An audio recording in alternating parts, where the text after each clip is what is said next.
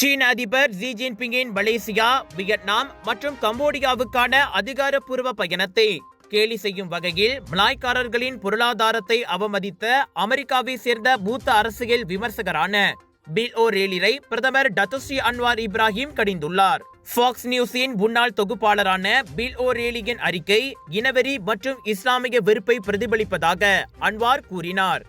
அவரது நாடு மட்டுமே வெற்றி பெறுகிறது என்ற அனுமானத்துடன் ஆணவமும் அறியாமையும் நிறைந்த ஒரு பார்வையாக அந்த அறிக்கை இருக்கிறது என அன்வார் சுட்டிக்காட்டினார்.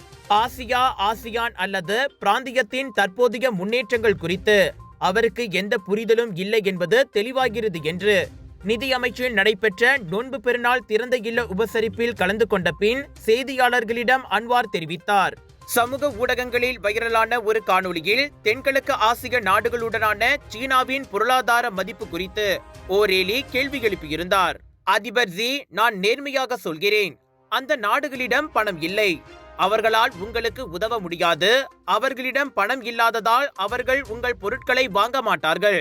நாங்கள் தான் பணம் வைத்திருப்பவர்கள், நாங்கள் தான் பொருட்களை வாங்குபவர்கள். மலாய்க்காரர்கள் உங்கள் பொருட்களை வாங்க மாட்டார்கள்.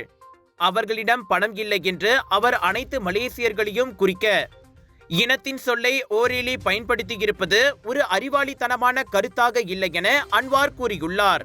சீன பொருட்களுக்கான வரி தொடர்பாக சீனாவுக்கும் அமெரிக்காவுக்கும் இடையே வர்த்தக நெருக்கடி ஏற்பட்டிருக்கும் இவ்வேளையில் அதிபர் ஜி ஜின்பிங் இம்மாதம் 15ஆம் தேதி முதல் 17ஆம் தேதி வரை மலேசியாவுக்கு வருகை மேற்கொண்டிருந்தார்.